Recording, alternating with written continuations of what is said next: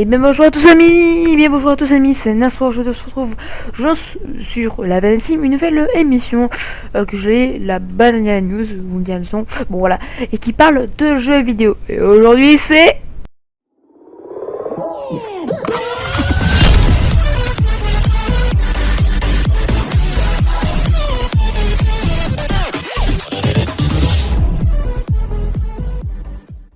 Donc Among Us est sorti le 15 juin 2018, développé par Innersloth. Excusez-moi si je dis vraiment mal.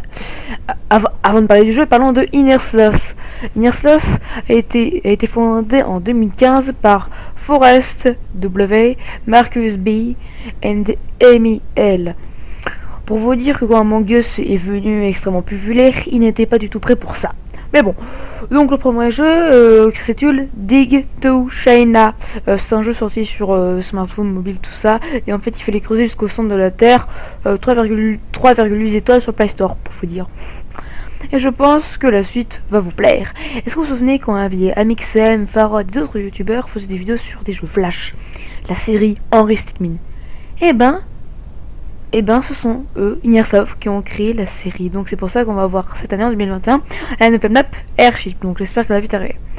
Donc qui vient donc du jeu Henry Stickmin, pour vous dire. Mais moi j'étais un petit peu, j'étais en mode, oh mon dieu c'est eux, mais ce n'est pas possible. Donc voilà, et donc on peut voir que le dernier jeu en date, c'est Among Us. Et quand vous regardez leurs jeux, ils ont tous le même style graphique. Hein. Je vous mets quelques comparaisons. Bon, maintenant parlons du jeu. Comme je l'ai dit précédemment, Among Us est sorti en 2018, mais il est devenu populaire l'année dernière, en 2020. Et continue toujours évidemment.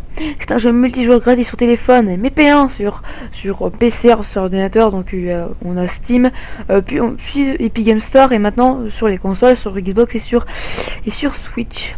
Dans les jeux, nous contrôlons des astronautes qui doivent réparer le vaisseau, mais des imposteurs vont devoir tuer tous les membres de l'équipage. Les crewmates, les astronautes, les innocents, devront faire des tâches pour réparer le vaisseau.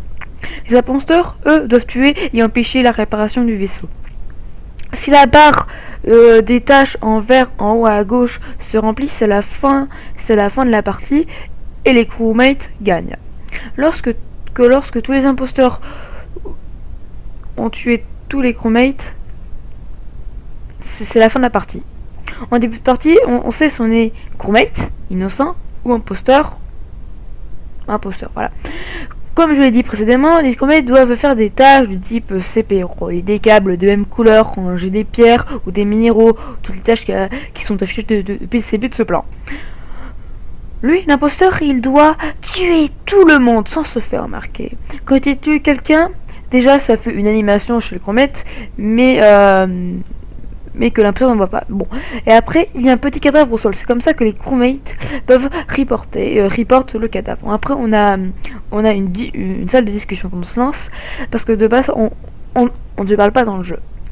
Il n'y a pas de chat vocal, donc on doit écrire. Après une longue discussion, tout le monde vote pour la personne qui a plus ou moins... on éjecte la personne qui est le suspect. Alors bien sûr, les innocents peuvent voter sur des innocents. Donc voilà, après la personne se fait éjecter du vaisseau, et on peut voir s'il était innocent ou pas. Sauf si vous avez désactivé les Disable Tasks. Voilà. Bon, et aussi j'ai oublié de vous dire qu'il y a 3 maps: The Scald, la principale, Polus et Mirage HQ, et bientôt la map Airship, comme je le dis avant. Bref, et si vous avez bien compris, on peut voter pour des innocents. Car dans ce jeu, on se fait jamais confiance, voilà. Mais ce n'est pas fini. Pour les imposteurs, quand ils tuent, ils ont un cooldown pour éviter qu'ils tuent tout le monde, sinon ce serait un petit peu abusé, hein. Pas surtout pour les cheaters, hein. Bon, voilà. Aussi, ils peuvent saboter la lumière qui réduit le champ de vision, l'oxygène, les comms, et bloquer des portes. Ah oui, aussi, il y a un bouton d'urgence quand vous avez un doute sur le joueur ou vous venez juste de voir un crime, c'est très important. Bien sûr, vous pouvez jouer en privé avec des amis, en vocal. Voilà. Et bien sûr, avec le succès énormissime de ce jeu, et bien sûr, il y a plein de modes sur plein de jeux. Minecraft, serveur, map et même des mods. Roblox, sur Garry's Mod, des astuces sur YouTube, des vidéos plein sur YouTube et bien sûr Fortnite pour vous dire. Évidemment, Gus est victime de son succès, par exemple les serveurs européens ne marchent pas, plutôt ils sont complets donc. Donc voilà pour un petit peu cette premier épisode de cette petite série. Je sais pas si elle va vraiment être courte. De toute façon, je vais essayer de bien couper des morceaux pour bien expliquer. Normalement, ça fera dans les 5 minutes, mais j'espère que dans les prochains épisodes, ça sera plutôt cool parce que ça fait au moins quelques semaines. Et en plus, je chevauche sur ma vidéo à moi sur ma chaîne principale. Donc voilà. Donc, je vous invite à vous abonner à la chaîne Banana Team. Que j'espère que cette émission vous aura plu. C'était Nation 3, à la prochaine, à plus.